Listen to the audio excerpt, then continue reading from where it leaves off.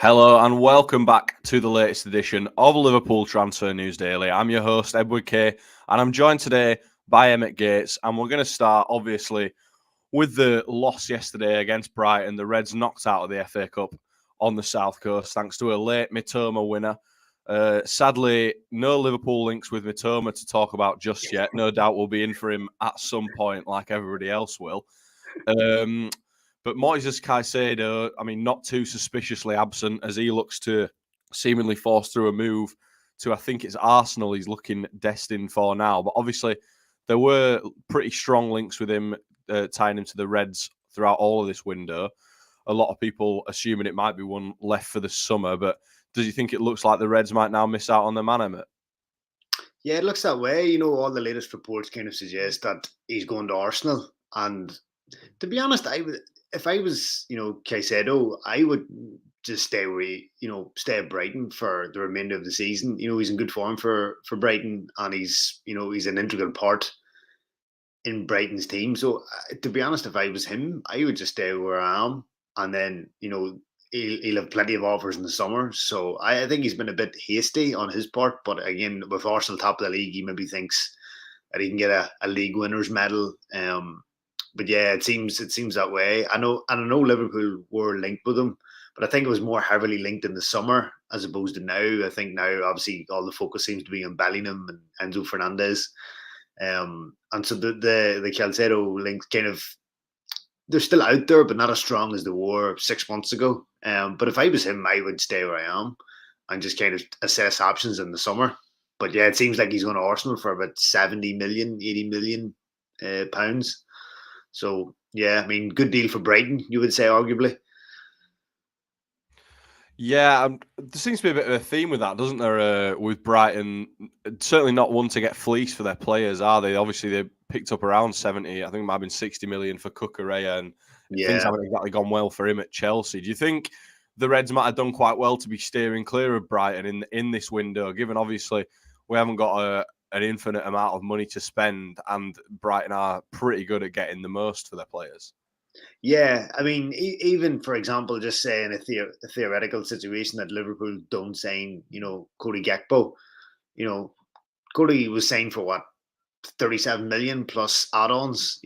Brighton, even if that money was then repurposed towards Caicedo, Brighton were never going to accept that kind of money, especially not from a Premier League club, and one as big as Liverpool. So even if they hadn't have signed Gakpo, it still wouldn't have been enough to sign Caicedo. So with the amount of money that he's going for, I think Liverpool were never really realistically in the running for him, but not now anyway.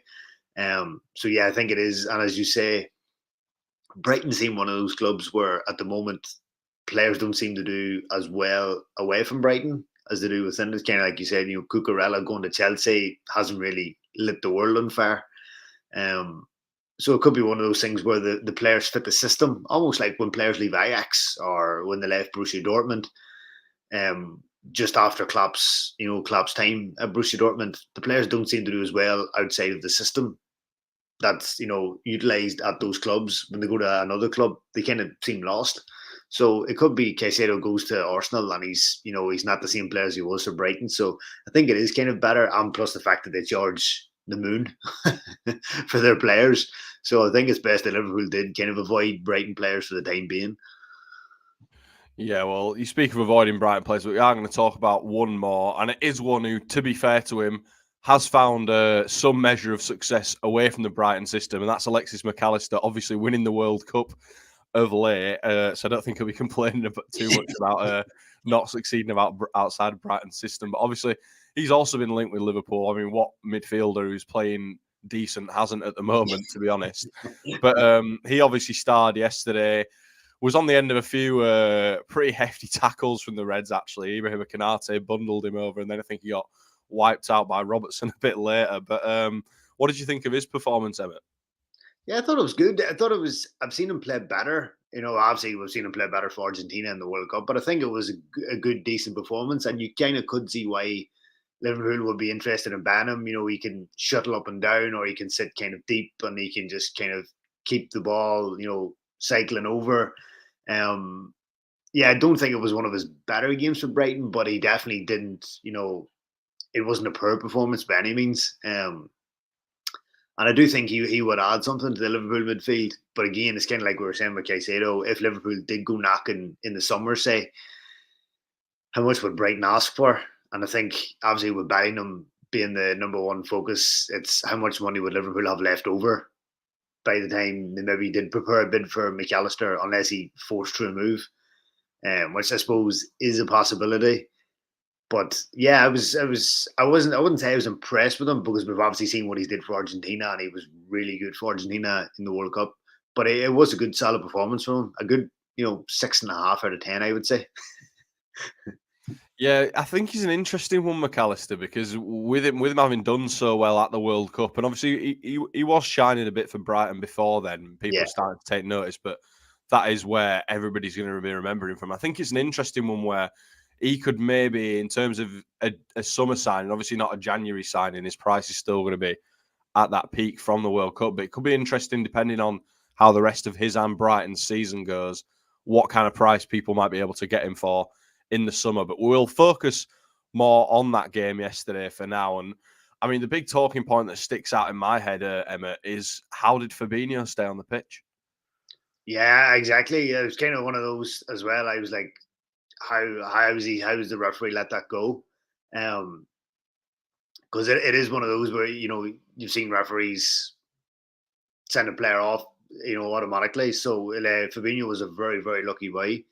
Um, but I do think it was one of those games. If Liverpool, if Salah had put away, a couple of those chances, it's a completely different game, I feel. And then obviously with the late goal at the end, it just gave Liverpool no chance really to really reply.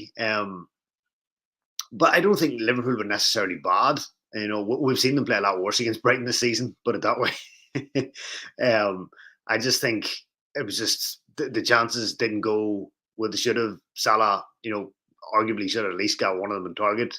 I'm thinking of the one he dragged wide, off the top of my head. And I don't think Liverpool were poor. They just weren't great either. And it's mad to think that, I think we got to like mid-May last season, and Liverpool still had the chance of winning every trophy available. And now we're here at the end of January, and you can say, they're out of the FA Cup, they're out of the Carabao Cup, the Premier League's no chance, Champions League unlikely.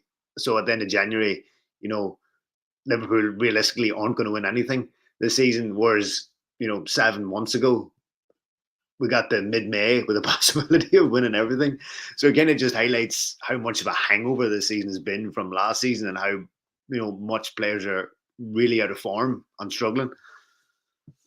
Yeah, I thought that Salah miss in the first half, it just summed up everything that's going wrong for Liverpool at the moment. Like, we can't seem to catch a break. You're expecting him to bury that of all people. But one bright spark from yesterday, I thought it was probably Cody Gakpo's best appearance so far in a Liverpool shirt. There was some bright sparks.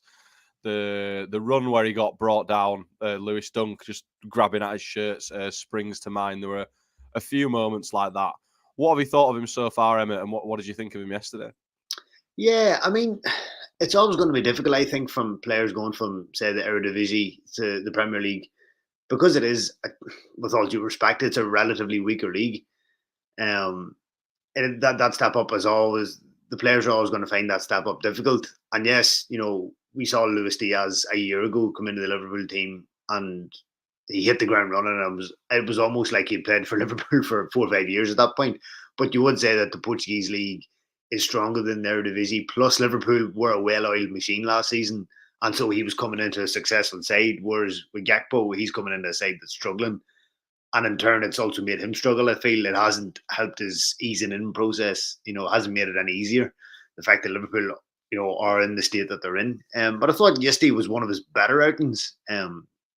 His physicality and his pace did cause a bit of a threat at times.